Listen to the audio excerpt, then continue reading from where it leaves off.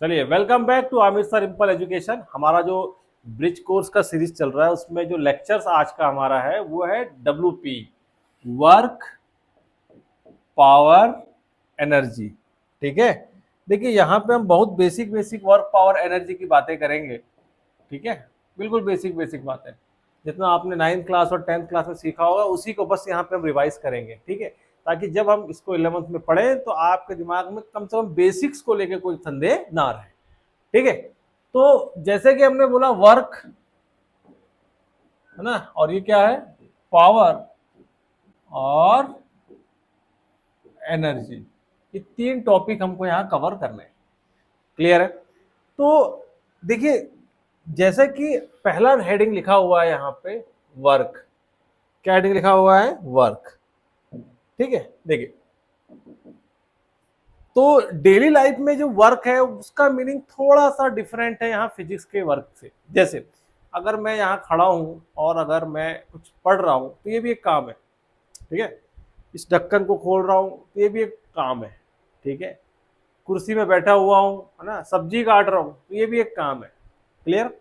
तो physical life में जो भी मैं एक्टिविटीज करता हूँ जनरली मैं उसको एक काम या वर्क बोल देता हूँ, लेकिन फिजिक्स की डेफिनेशन में वर्क हमारे लिए थोड़ा डिफरेंट है।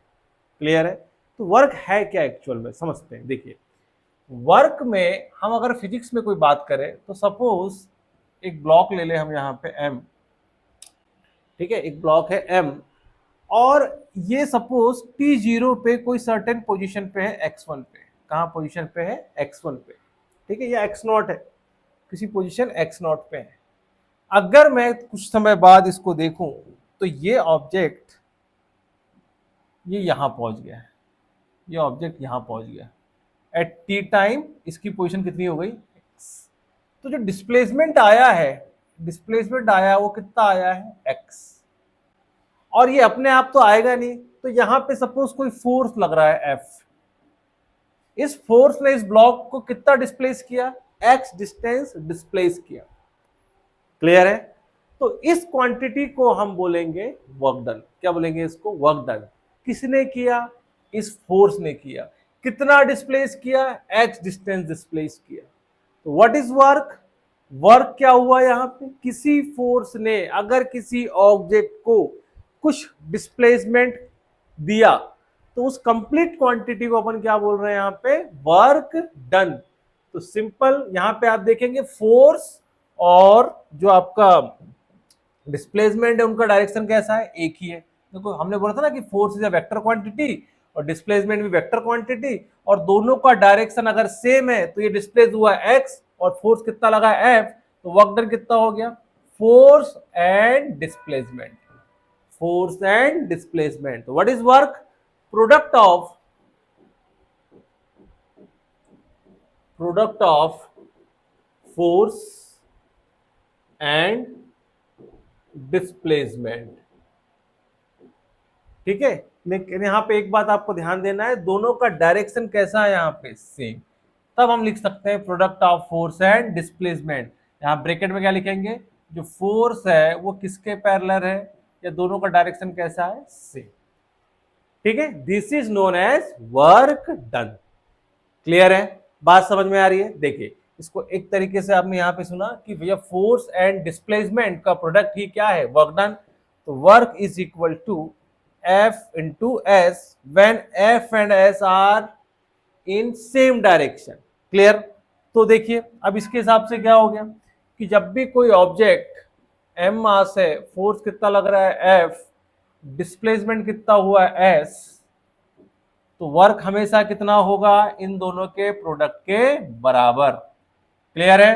अब देखेंगे यहाँ पे वर्क जो है ये एक्चुअल में क्या है। तो हमने बोला कि जो वर्क है, work is a form of energy. Form of energy. ठीक है, तो वर्क क्या है? फॉर्म ऑफ एनर्जी है। अब मैं ऐसा क्यों बोल रहा हूं? अभी मैं बोल रहा था कि वर्क क्या है? फोर्स और डिस्प्लेसमेंट का प्रोडक्ट। तो work is a form of energy क्यों बोल रहा हूं मैं? देखिए, जब भी मैंने फोर्स लगाया तो कुछ फोर्स लगाने के लिए यहाँ पे क्या किया जा रहा है? एनर्जी को इन्वॉल्व किया जा रहा है। एनर्जी को मैंने ट्रांसफॉर्म किया किसी वर्क डन में, मतलब इस ऑब्जेक्ट को उठा के यहां रखने के लिए मैंने कुछ एनर्जी खर्च किया। तो जो एनर्जी खर्च किया वो किसके माध्यम से किया, इस फोर्स के माध्यम से किया। तो यहाँ फोर्स क्या है, एक ऐसा एजेंट है जो एनर्जी को काय में चेंज कर दे रहा है, वर्क डन में चेंज कर दे रहा है। ठीक है, तो वर्क परफॉर्म करने के लिए किसकी जरूरत है, एनर्जी की जरूरत है। उस एनर्जी को ट्रांसफॉर्म करेगा वर्क में कौन, फोर्स फॉर्म करेगा। क्लियर है, तो work is a form of energy. और इसमें अगर एनर्जी का फॉर्म है तो वर्क का यूनिट कितना हो जाएगा, सपोज यहाँ पे 1 जूल का वर्क डन हुआ है तो कितना फोर्स लगा है, 1 न्यूटन का सपोज फोर्स लगा है और कितना चला, 1 मीटर। तो क्या बन गया भैया, 1 Newton metre work done is equal to 1 joule. Clear, या 1 न्यूटन का फोर्स 1 मीटर तक लगता है तो उसमें जो एनर्जी खर्च हो रही है वो कितना है, 1 जूल है। और वही क्या है हमारा, वर्क डन। क्लियर है, तो अभी मैंने क्या बोला, देखो ध्यान से सुनना है। सपोज एक ऑब्जेक्ट फिर से दिखा मैंने m, फिर से एक f लगाया और इसका यूनिट कितना है, सपोज 2 न्यूटन। क्लियर है, और डिस्प्लेसमेंट कितना कवर हुआ, डिस्प्लेसमेंट हुआ 2 मीटर। तो वर्क डन कितना हो जाएगा, देखिए इस केस में फिर से वर्क डन हो जाएगा। देखिए work is equal to product of force and displacement. कब, जब दोनों के डायरेक्शन कैसे हो, सेम हो, तब ऐसा हम लिख सकते हैं, फोर्स इंटू डिस्प्लेसमेंट। तो इस हिसाब से वर्क डन क्या हो जाएगा, देखिए जरा, 2 इंटू 2 कितना आया, ये आ गया work is equal to 4 Newton metre.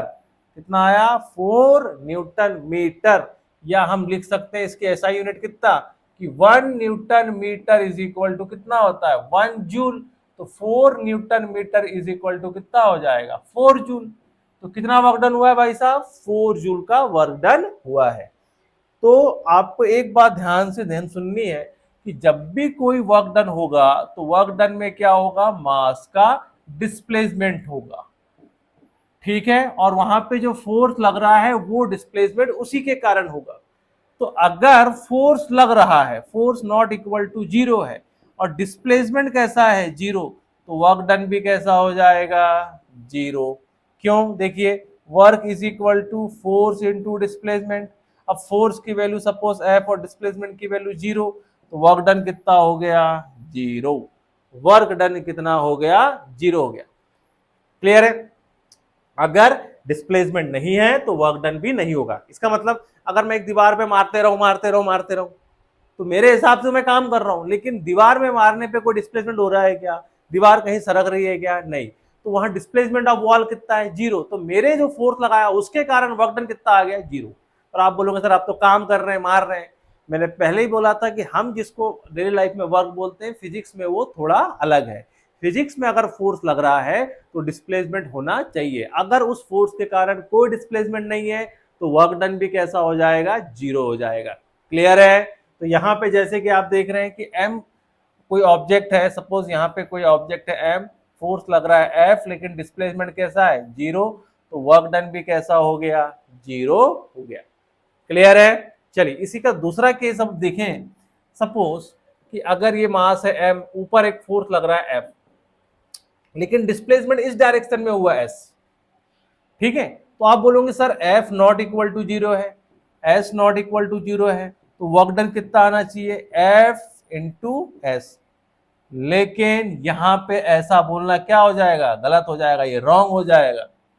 ठीक है, रॉन्ग हो जाएगा भाई। क्यों रॉन्ग होगा, देखिए मैंने क्या बोला कि जब F और S कब लिख सकते हो, जब F किसके पैरेलल हो, S के। आप खुद सोचो, एक डब्बा रखा है, इस डब्बे पे ऊपर फोर्स लगा रहे हो, आप खींच रहे हो उसको, और ये डब्बा हॉरिजॉन्टल मूव करे, तो ये काम आपने किया है कि किसी और ने किया है। एक एग्जांपल से समझते हैं इसको। देखिए मान लीजिए एक डब्बा है, आप इसको इस डायरेक्शन में खींच रहे हैं, है ना, ठीक है, आप इसको इस डायरेक्शन में खींच रहे हैं F1, आपका दोस्त इस डायरेक्शन में खींच रहा है F2, लेकिन ये ब्लॉक इस डायरेक्शन में चल रहा है, तो आप क्या बोलेंगे, ये वर्क डन किसने किया है, आपने किया है। ठीक है, लेकिन अगर ये इस डायरेक्शन में चलना स्टार्ट कर देता तो ये वर्क डन किसने किया है, आपके दोस्त ने किया है। क्लियर है, तो जिस डायरेक्शन में वो चलेगा उसी फोर्स ने क्या किया है, वर्क डन किया है, ठीक है। और दूसरा क्या हो जाएगा, दूसरे का वर्क डन कैसा हो जाएगा, जीरो। तो देखिए एक स्लाइड पीछे करते हैं, यहां पे हमने क्या बोला कि डिस्प्लेसमेंट इस डायरेक्शन में हुआ है और फोर्स इस डायरेक्शन में लगा है। तो ये फोर्स कभी भी इस ऑब्जेक्ट को इस तरफ लेके जा सकता है क्या, नहीं जा सकता। आप किसी ऑब्जेक्ट पे ऊपर फोर्स लगाओ तो ये ऐसे जाएगा, कभी नहीं जाएगा। तो अगर ये ऐसे गया है मतलब किसी और फोर्स ने काम किया है, इस फोर्स ने काम नहीं किया है। इसका मतलब इस फोर्स के कारण जो वर्क डन है वो कितना होना चाहिए, जीरो। तो देखते हैं एफ की वैल्यू कितनी है, एफ है, ठीक है। लेकिन इस डायरेक्शन में कितनी है, जीरो है, ठीक है। तो यहां पे हम इसको फिर से लिखते हैं, देखिए। तो हमने क्या बोला, हमको वर्क डन किस डायरेक्शन में देखना है, जिस तरफ डिस्प्लेसमेंट है। तो वर्क डन क्या हो जाएगा, इधर कितना डिस्प्लेसमेंट है, एस, लेकिन इस डायरेक्शन में फोर्स कितना है, जीरो। तो वर्क डन भी कितना हो गया, जीरो। समझ में आया। इस डायरेक्शन में फोर्स की वैल्यू कितनी है, इस डायरेक्शन में फोर्स की वैल्यू जीरो है, डिस्प्लेसमेंट कितना है, एस। तो zero into S is equal to zero. मतलब इस फोर्स ने इस डायरेक्शन में कोई भी वर्क डन नहीं किया है, क्योंकि इस डायरेक्शन में इस फोर्स का कोई लेना देना नहीं है। तो इस फोर्स की इस डायरेक्शन में कितनी वैल्यू है, जीरो। क्लियर। तो वर्क डन भी कैसा हो जाएगा उस डायरेक्शन में, जीरो। क्लियर है। अब देखिए इसको थोड़ा सा अगर मैं कंसेप्चुअली और बिल्ड करने की कोशिश करूं तो आप ध्यान से देखिए कि अगर कोई मास है m, ठीक है, और ये यहां पे रखा हुआ है सरफेस पे, अगर यहां पे एक फोर्स लग रहा है इस तरीके से F, ठीक है, और ये हॉरिजॉन्टल से कितना एंगल बना रहा है, थीटा। कितना एंगल बना रहा है, थीटा एंगल बना रहा है। तो जैसा कि आप वेक्टर में हम जानते हैं कि अगर ये y एक्सिस है, ये x एक्सिस है, और हमारे पास अगर कोई फोर्स है F, ठीक है, और वेक्टर फॉर्म में हम क्या लिखते हैं कि इस डायरेक्शन में कौन सा फोर्स होगा, Fx फोर्स होगा, इस डायरेक्शन में कौन सा फोर्स होगा, Fy फोर्स होगा। तो F को आप क्या लिख सकते हैं, देखिए जरा, Fx i कैप और Fy j कैप। मतलब x डायरेक्शन में जो फोर्स का कंपोनेंट है वो कितना है, Fx। y डायरेक्शन में फोर्स का कंपोनेंट कितना है, Fy। ये वेक्टर में मैंने आपको सिखाया हुआ है लिखना कि वेक्टर को हम कैसे लिख सकते हैं। तो इस डायरेक्शन में Fx और इस डायरेक्शन में Fy। तो अब देखिए जो Fx और Fy है उसकी वैल्यू क्या होगी, अगर ये एंगल कितना हो जाए, थीटा। तो आप इस ट्रायंगल को जरा ध्यान से देखिए, ये Fx है, ये Fy है, और ये कितना है, F। देखिए इसकी वैल्यू F है, अगर ये Fy है तो ये भी कितना हो गया, देखो ये Fy हो गया वाला, वर्टिकल वाला। तो अब देखिए F डिवाइड बाय Fx, या उल्टा लिख दूं मैं ऐसे, Fx divide by F base upon hypotenuse क्या होता है, cos थीटा। तो Fx की वैल्यू कितनी हो गई, F cos theta, F cos theta. As it is अगर मैं लिखना चाहूं Fy डिवाइड बाय F, ये कितना हो जाएगा, sine theta, perpendicular upon hypotenuse कितना हो जाएगा, Fy, ये हो जाएगा F साइन थीटा। क्लियर। तो आप जो फोर्स अप्लाई कर रहे हैं किसी ऑब्जेक्ट पे किसी एंगल से, तो हॉरिजॉन्टल डायरेक्शन में जो फोर्स का वैल्यू है वो कितना है, F cos थीटा, और वर्टिकल डायरेक्शन में कितना है, F sin थीटा। यहां तक बात आपको समझ में आई। चलिए अब देखिए इसको वर्क डन में तब्दील करते हैं, ठीक है। तो अगर मैंने जो डायग्राम बनाया उसके हिसाब से यहाँ जो M है उस पे जो फोर्स लग रहा है F किसी एंगल से हॉरिजॉन्टल के साथ थीटा, तो आप क्या लिखेंगे डायरेक्टली अब कि जब इस तरीके का आपके पास क्या आ जाए सिचुएशन, तो हॉरिजॉन्टल डायरेक्शन में जो फोर्स है वो कितना है, F cos theta, vertical direction में जो फोर्स है वो कितना है, F sin थीटा।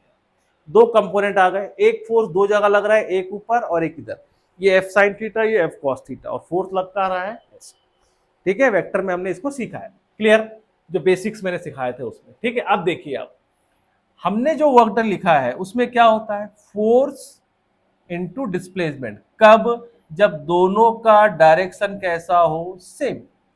तो अगर मैं बोल रहा हूं कि इस ऑब्जेक्ट पे जो फोर्स लग रहा है F, उसके कारण डिस्प्लेसमेंट हुआ है इस डायरेक्शन में कितना, S, ठीक है।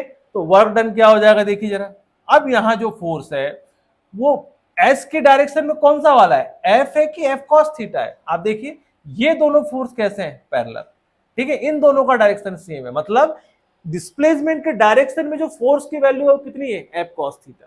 तो आप देखेंगे कि इस तरफ जो डिस्प्लेसमेंट हुआ है वो इस फोर्स के कारण हुआ है। ये फोर्स इस पे डिस्प्लेसमेंट कर सकता है क्या, इस डायरेक्शन में नहीं कर सकता। हॉरिजॉन्टल फोर्स हॉरिजॉन्टल मोशन कराएगा, वर्टिकल फोर्स वर्टिकल मोशन कराएगा। तो ये फोर्स कभी भी ऑब्जेक्ट को इधर लेके नहीं जा सकता, ठीक है। तो देखिए वर्क डन क्या हो जाएगा, एफ की जगह क्या लिखना चाहिए हमको, एफ क्या होना चाहिए, parallel to displacement, parallel force चाहिए। तो एफ पैरेलल फोर्स कौन सा है, F cos theta into S, ये हमारा कंप्लीट फॉर्मूला है। पिछले केसेस में हमने क्या किया था, फोर्स को लगाया ही उसी के डायरेक्शन में था, तो हमको ऐसा लिखने की जरूरत नहीं थी, वो दोनों पहले ही कैसे थे, पैरेलल। लेकिन अगर पैरेलल ना हो भैया, हर बार पैरेलल तो नहीं होगा, तो हमने क्या लिखा, एफ एफ कॉस थीटा और एफ साइन थीटा, ये कौन सा फोर्स है, एफ पैरेलल। तो इसका मतलब है कि फोर्स विच इज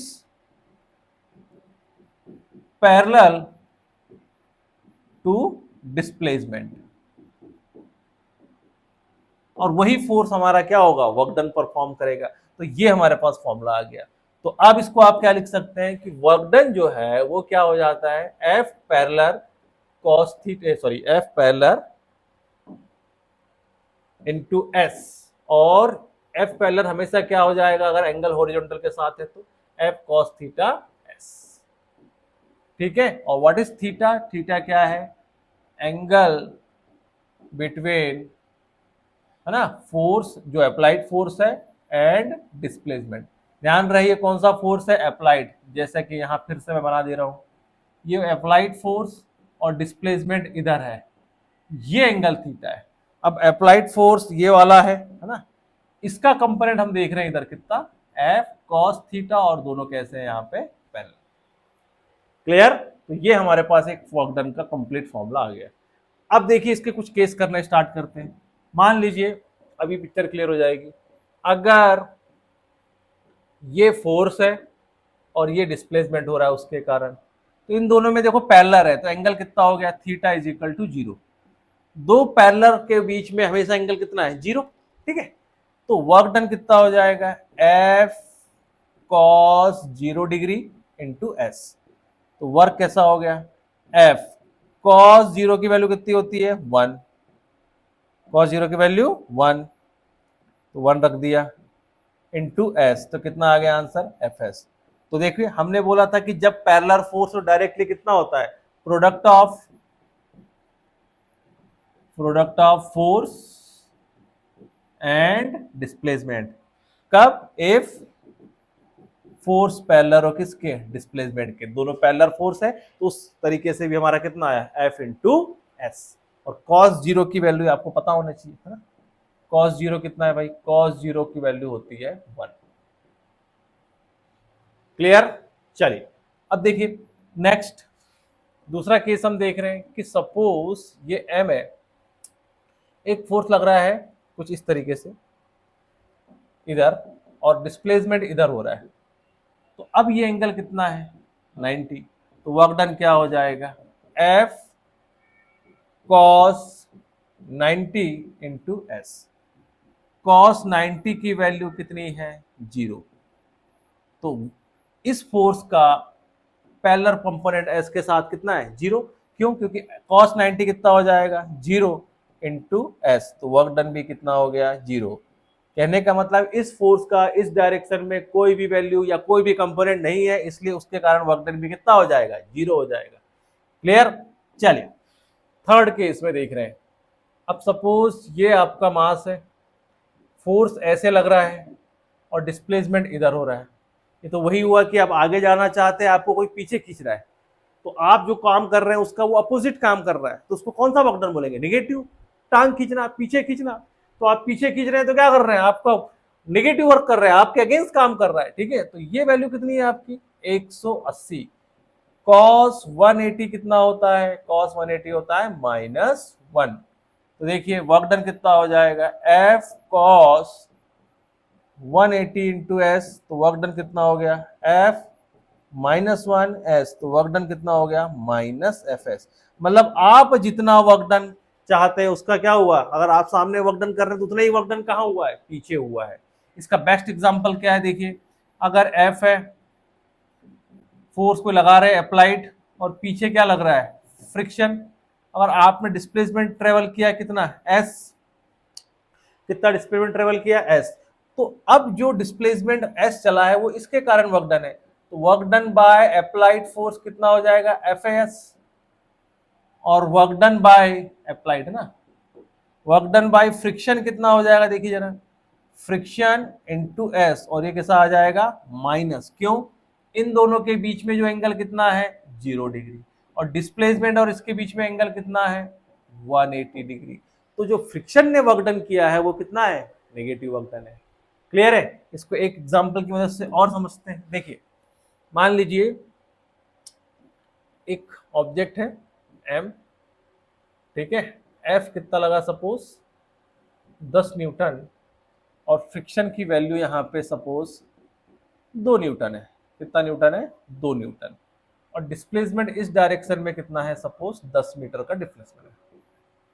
ठीक है, तो work done by applied force कितना हो गया, 10 इंटू 10 कितना आ गया 100 जूल का अप्लाइड फोर्स के कारण वर्क डन आ गया। अब फ्रिक्शन के कारण देखो, क्योंकि देखो इन दोनों का एंगल कैसा है, ये दोनों सेम डायरेक्शन में, तो थीटा इज इक्वल टू कितना है 0 डिग्री। लेकिन फ्रिक्शन के लिए जब मैं बात करूंगा तो डिस्प्लेसमेंट इधर है, फ्रिक्शन इधर है, तो एंगल कितना हो गया 180 डिग्री।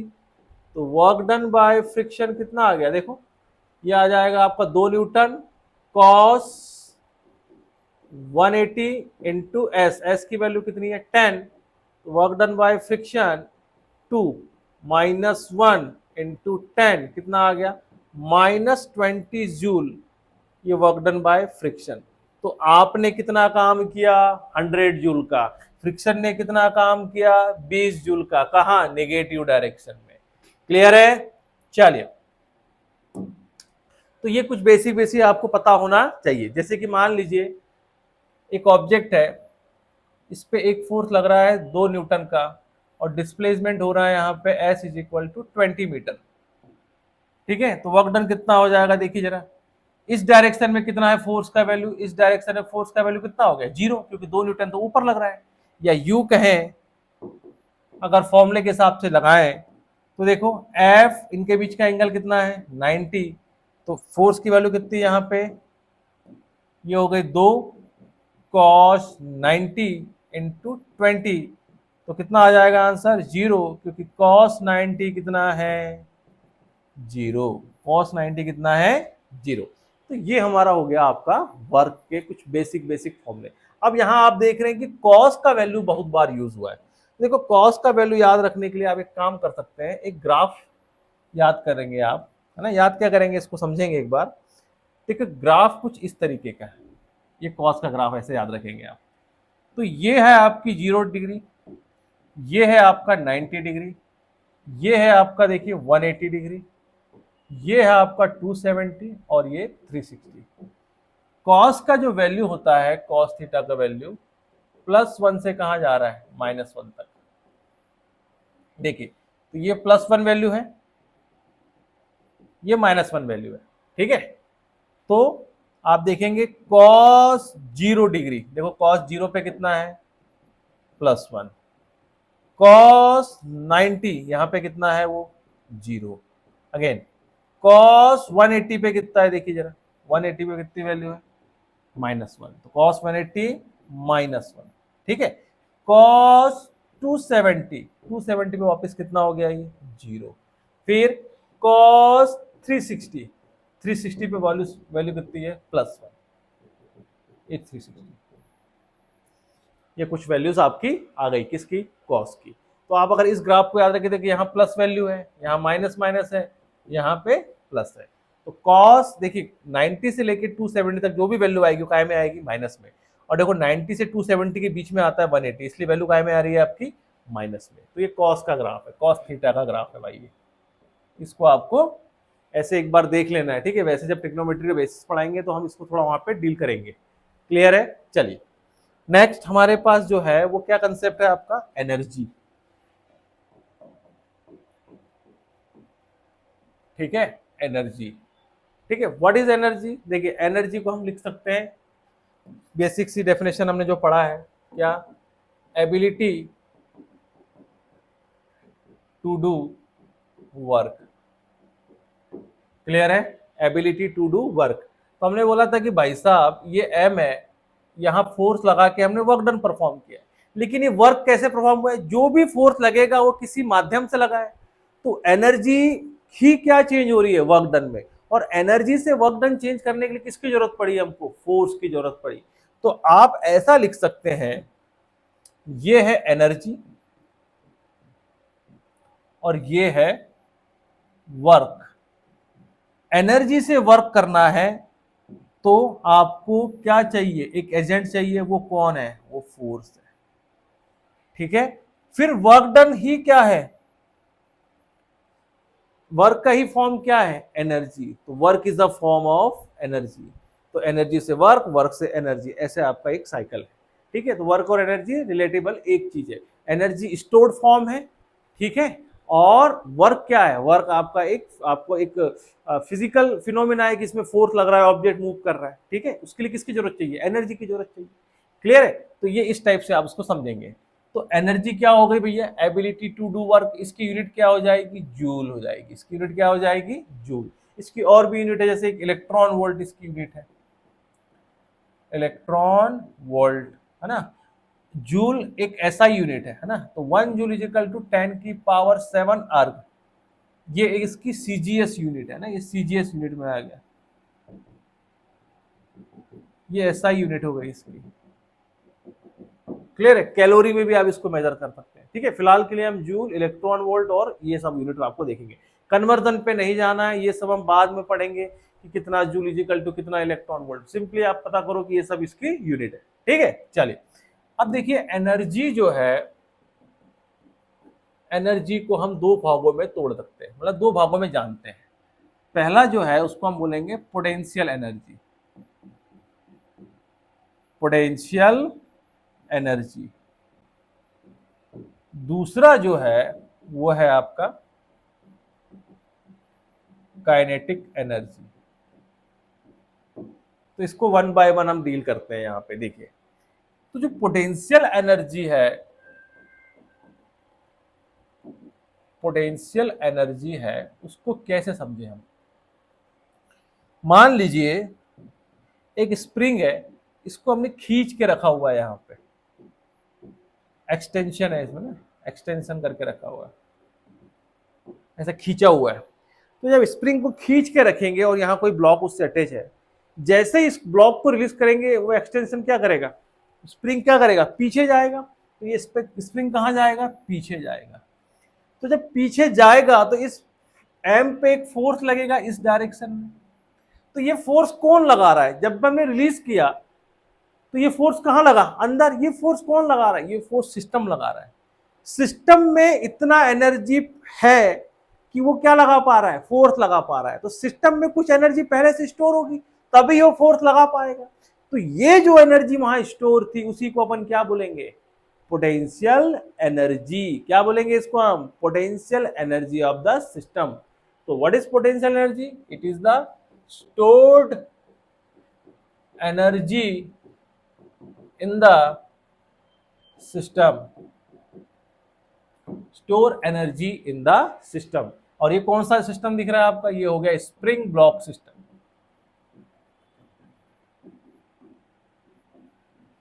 ठीक है, अब देखिए जितना ज्यादा स्प्रिंग में एक्सटेंशन होगा उतना ही ज्यादा क्या होगा, यहाँ पे एनर्जी का वैल्यू होगा। आप खुद देख लीजिए, एक इलास्टिक लीजिए, थोड़ा खींचिए, छोड़िए, है ना, बड़ा इलास्टिक खींचिए तो उसी को बड़ा करके खींचिए, ज्यादा खींचिए, छोड़िए, ज्यादा एनर्जी आएगी।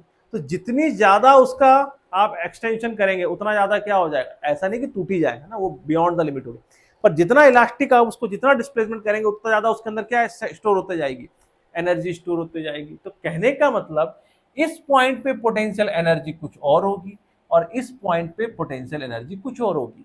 ज्यादा खींचा है यहां ज्यादा एनर्जी है, कम खींचा है तो यहाँ पे कम एनर्जी है। ठीक है, बेसिक बेसिक सिंपल से रखेंगे बातों को।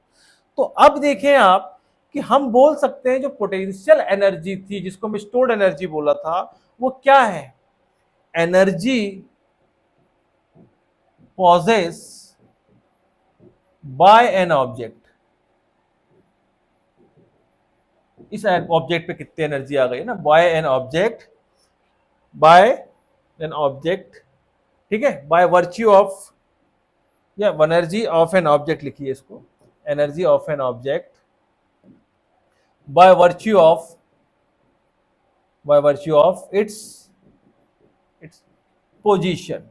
तो पोजीशन के रिस्पेक्ट में जो इस ऑब्जेक्ट पे एनर्जी आई या सिस्टम पे एनर्जी आई, उसी एनर्जी को अपन क्या बोल रहे हैं, पोटेंशियल एनर्जी।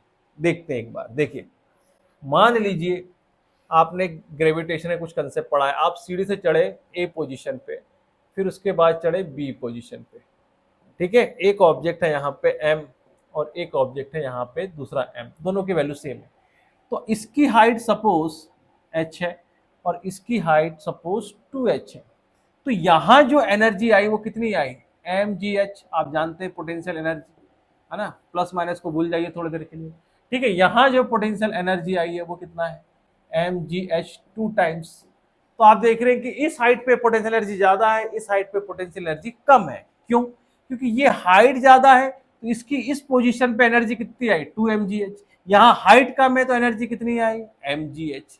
तो इस मास पे कितनी एनर्जी आएगी कौन डिसाइड कर रहा है, पोजीशन, ए पे कम है बी पे ज्यादा है, तो energy of A less than energy of B. क्यों, अभी हमने लिखा एनर्जी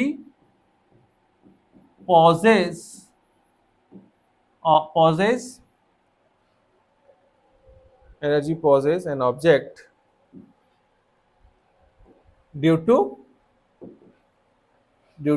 पोजीशन,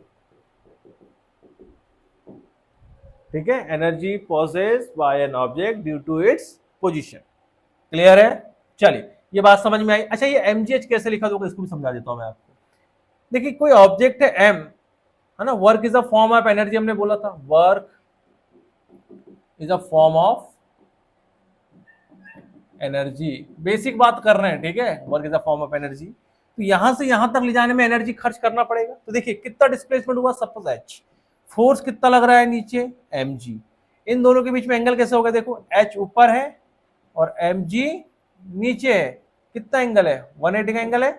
तो कितना हो जाएगा वर्क डन, वर्क डन हो जाएगा mgh, नेगेटिव में कितना वर्क डन हो जाएगा, mgh, और work is a form of energy, तो वैल्यू ऑफ वर्क कितनी है, mgh, तो वही कितनी हो जाएगी, एनर्जी भी हो जाएगी।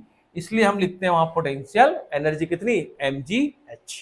क्लियर है, तो पोजीशन के रिस्पेक्ट में जो भी एनर्जी आएगी या सिस्टम में जो एनर्जी पहले से स्टोर्ड है उसको अपन क्या बोलेंगे, पोटेंशियल एनर्जी। एक और एग्जांपल समझते हैं, देखिए अगर आपके पास कोई है ना रिजर्वायर पानी का स्टोरेज है यहाँ पे, ठीक है, अब देखिए यहां से अगर पानी रुका हुआ है, रेस्ट वाटर है, रेस्ट वाटर है, हाइट पे है, एच हाइट पे, तो यहां कौन सी एनर्जी है, potential energy of water.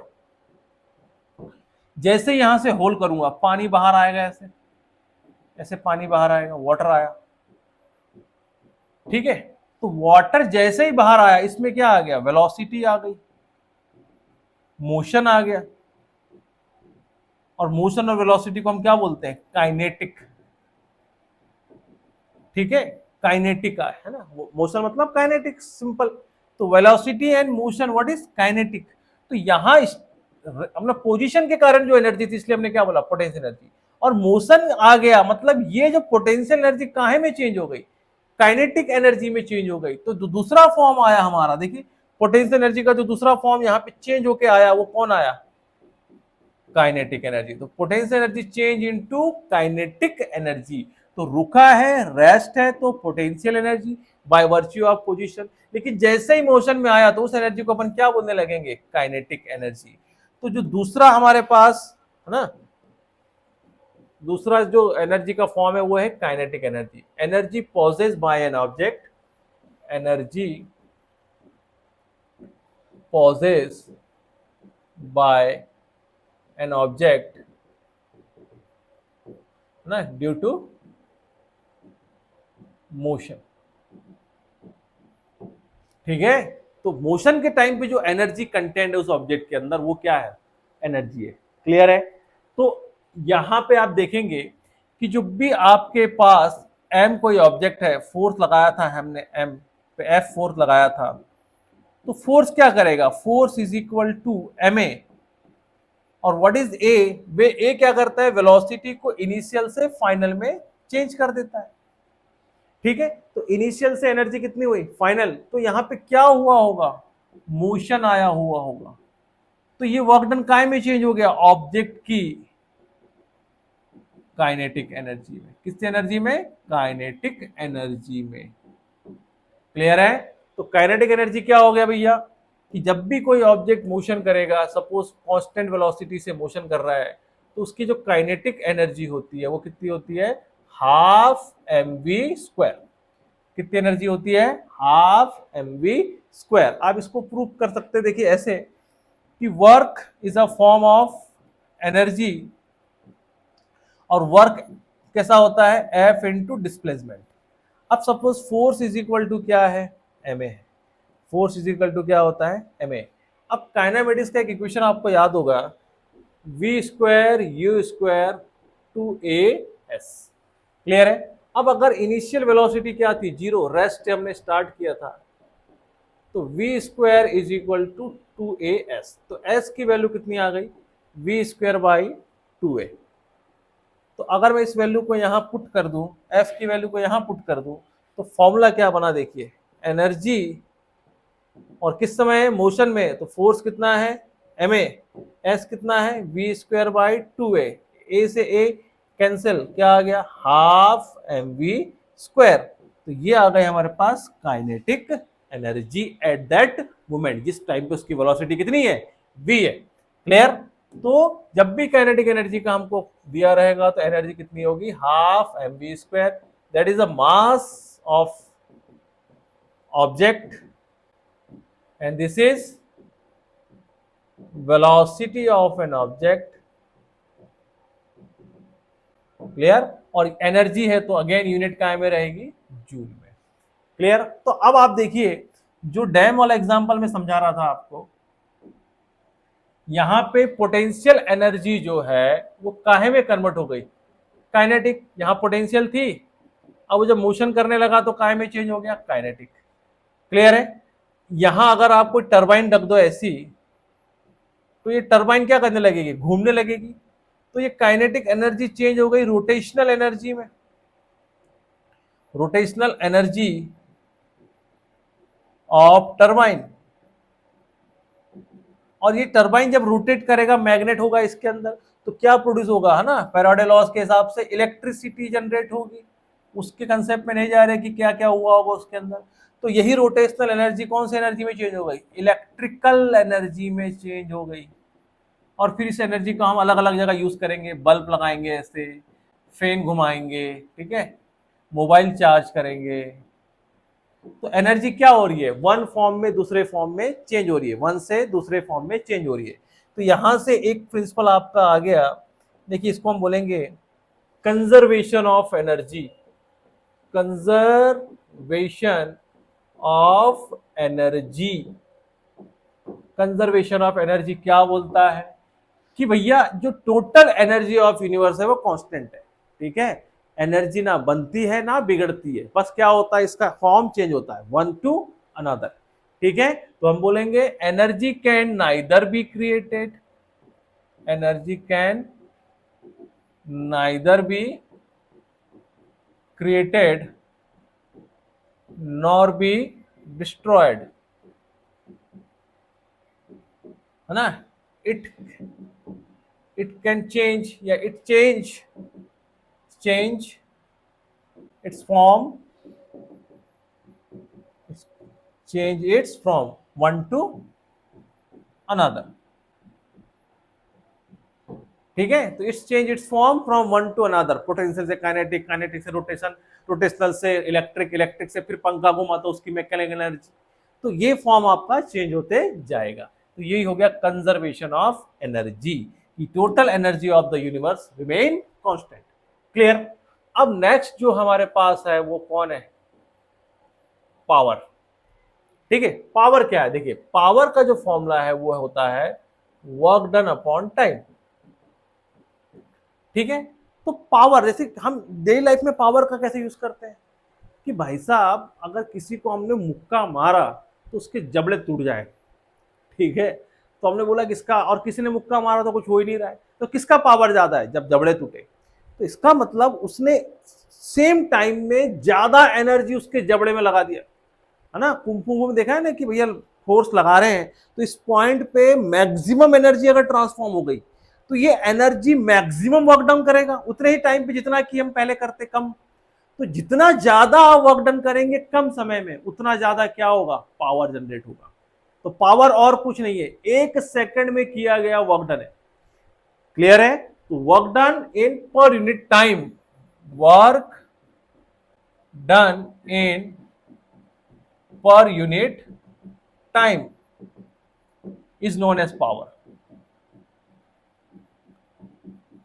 Is known as power. जैसे अगर मैं बोलूं 1 जूल का वर्क डन हुआ है 1 सेकेंड में, इसको मैं बोलने लगूंगा 1 वॉट ऑफ पावर।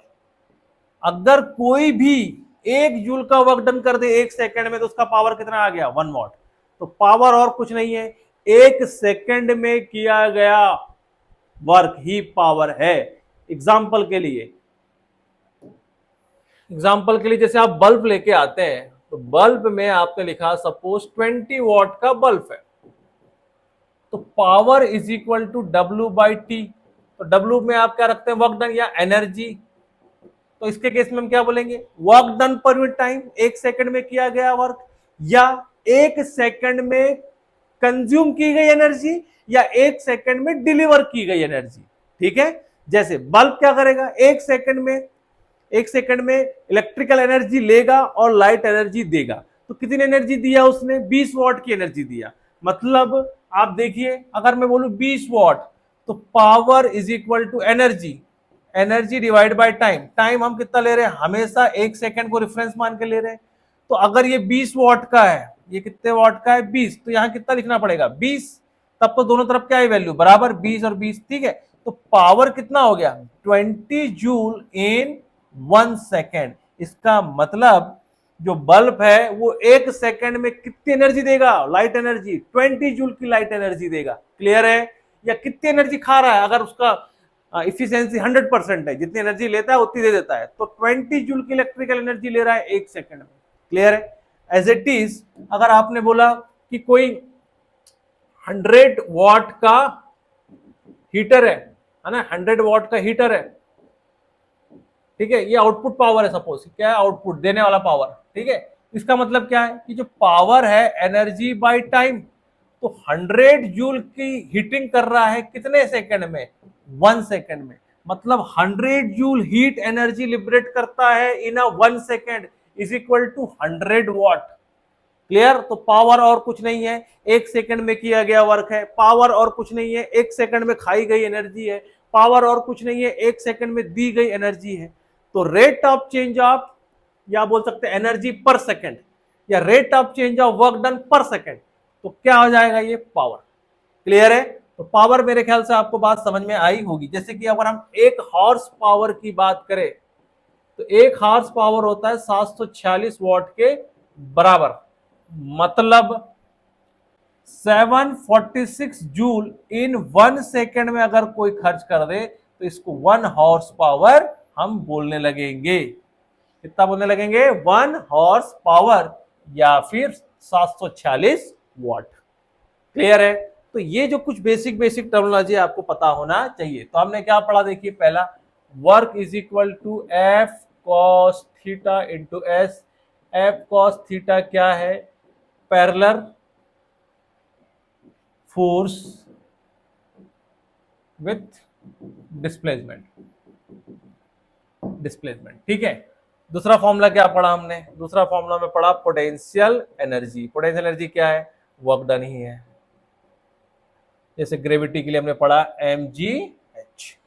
तीसरा हमने पढ़ा काइनेटिक एनर्जी। काइनेटिक एनर्जी के लिए क्या लिखा इक्वेशन, हाफ mv²। फोर्थ हमने देखा पावर। तो पावर के लिए क्या लिखा हमने, पावर लिखा हमने work done upon time. Clear है, बात समझ में आई? अच्छा, एक चीज और लिख सकते हैं आप, इसको देखिए, पावर के लिए हम यूज करते हैं power is equal to work upon time. Work क्या है? Force into displacement upon time. तो फोर्स और ये डिस्प्लेसमेंट अपॉन टाइम को ऐसे लिखें, तो डिस्प्लेसमेंट अपॉन टाइम क्या होता है? वेलोसिटी होता है।